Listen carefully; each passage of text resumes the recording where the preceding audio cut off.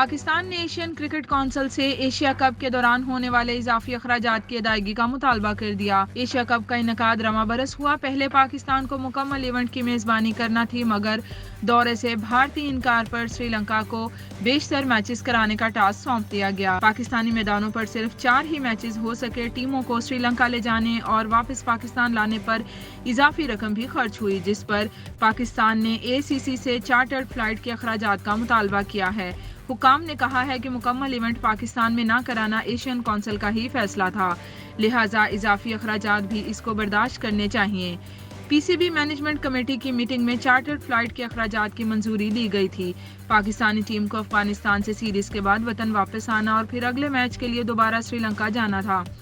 بھارت کے سوا دیگر ٹیموں کو بھی سفر کرنا پڑا۔ فلائٹس پری کوالیفائی نہ کرنے والی Sri Lankan company classic travel کے ذریعے بک کرائی گئی۔ اس نے چارٹرڈ فلائٹس کے لیے $2,81,700 کا ریٹ دیتے ہوئے تمام رقم ایڈوانس طلب کی۔ ایشیا کپ کے لیے وینیو ہائر کرنے کے عوض PCB نے سری لنکا کو $20 لاکھ دینے کا معاہدہ کیا۔ 50 اور پھر 25% رقم کی ادائیگی ایونٹ سے قبل ہی کر دی گئی تھی، باقی ڈالرز معاہدے کے تحت دینا تھے۔ معاہدے کے تحت ایشین کرکٹ کونسل کو پاکستان کو $25 لاکھ میزبانی فیس دینا ہے۔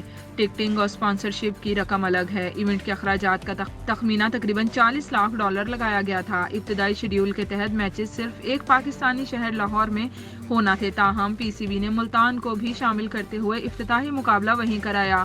ACC اسی کو جواز بنا کر اضافی اخراجات کی ادائیگی سے گریزاں ہے اور ICC کی اگلی میٹنگ کے ایجنڈے میں اس نکتے کو شامل کیا گیا ہے۔